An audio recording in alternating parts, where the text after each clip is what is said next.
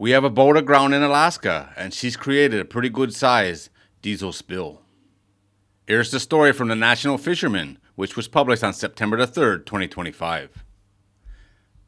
A vessel that ran aground off Alaska's Afognak Island has leaked an estimated 3,000 to 3,500 gallons of diesel fuel from punctured tanks into the Gulf of Alaska.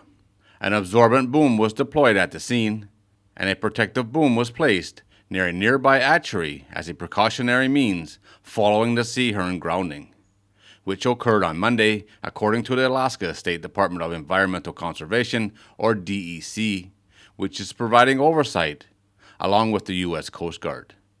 DEC officials identified the source of the spill as a 12-foot by 1-foot gash in the vessel's bow, which damaged 2 fuel tanks. The 120-foot sea urn, which has an estimated 16,290 gallon fuel capacity, with 12,790 gallons remaining on board. The remaining tanks in all appear to be undamaged, and the valves are closed. An additional 300 gallons of other oils and lubricants are also on board. The presence of a fuel sheen in the area on Monday led the Alaska Department of Fish and Game to close commercial salmon fishing in the area. No reports has been received of impact to wildlife from the diesel spill.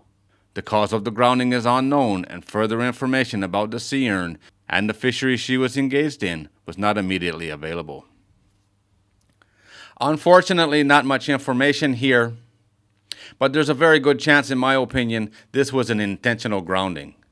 They ran her up on the beach to save her. I don't know for sure, but when you look at the pictures, this is a very small beach, and they hit nearly dead center, and all around here it's all rocks. Either they got really lucky and put her on the only beach in the area, or they tried to do this just to save the boat. I don't know for sure, but it's definitely a possibility. Either way, hopefully they can save this boat and get her out of here, and they don't do any more environmental damage. It don't take much diesel to make the spill look huge, but this is covering a pretty big area already. Alright guys, there it is. As always, thanks for watching. If you're new here and you like these kind of videos, don't forget to subscribe before you leave, and I'll see you on the next one.